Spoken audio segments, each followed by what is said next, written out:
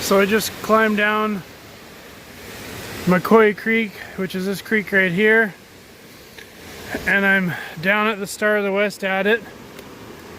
This is Corrigan Creek, used to be named Granite Creek, and you can see across there you have what looks like quartz veining in line with this adit here. There's supposed to be another adit up there. I'm gonna go take a look at that after, but this is all the dump material underneath all this moss covered stuff and all the way down here to the water.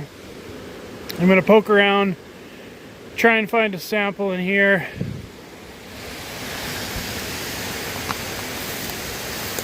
So that's the adit right there.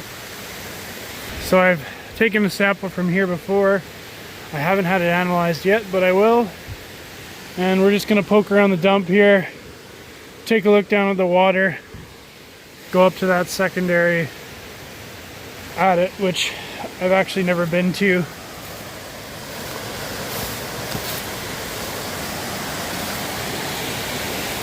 There's quartz veining following this creek here, but this creek you can trace going up at least 500 meters, quartz veining with sulfides. And the vein is up to about 2 meters in width in certain areas. So let's go have a look at this dump material, clear off some of the moss, see what we can find. So across the water over there, that open cut area actually lines up with the adit up there. And this looks like some kind of secondary vein running and would intercept the strike of that. I have found some sulfides, and it looks like you have quartz, calcite with pyrite and chalcopyrite, and presumably the gold runs with the pyrite and chalcopyrite. So all this right here is dump material. It's about a 15 to 16 meter wide pile. It's about 10 meters tall. So we're digging in the dump now and looking at some of the material. A lot of this is looking like granodiorite, but you have a distinct blue color to a lot of it with disseminated sulfides, and specifically one of the old Ministry of Mines reports from the early 1900s states that that's where the gold was, a blue quartz. And specifically I notice the blue quartz has more sulfides than anything else, any of the surrounding host, or even the calcite and quartz that I'm seeing.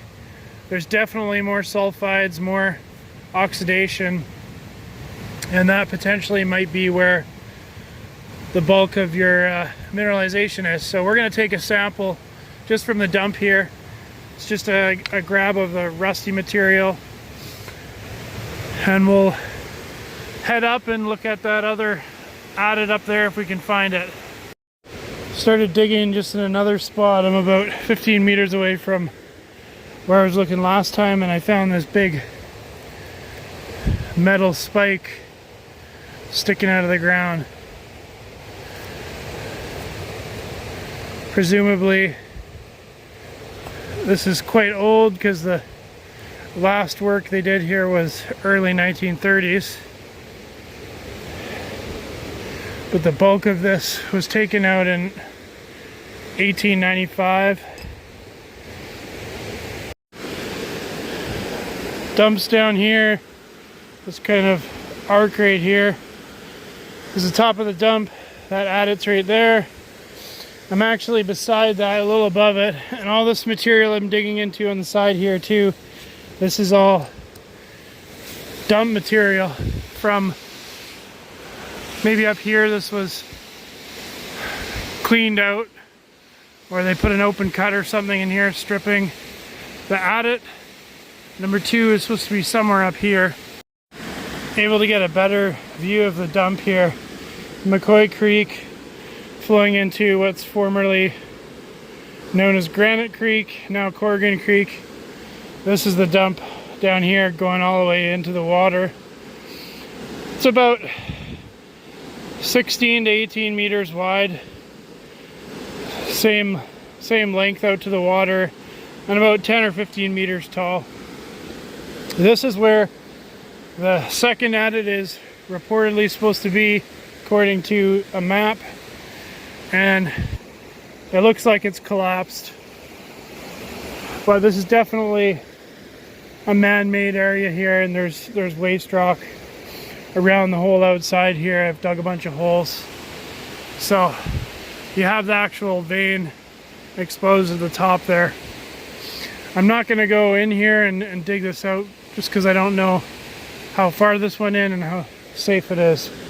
So that is the Star of the West, lower adits. There's about 6 or 7 adits, a bunch of trenches on this property, and we have lots of new showings with high copper, and there's reportedly gold showings all the way up for about 1 kilometer. We've traced it for about 500 meters and chased the vein, finding some good sulfides and mineralization in your blue colored quartz calcite veining. So I'm about 100 meters up from the adits now, and I thought I'd show you this. Along here you can see veining,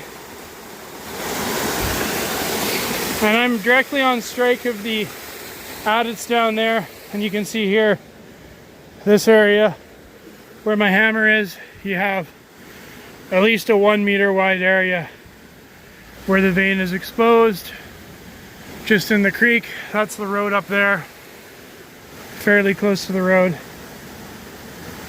and this is pretty consistent going all the way up in all the areas I found, although you do have areas where it branches off, like that over there where it's 20-30 centimeters wide. And this goes up for reportedly 1,000+ meters.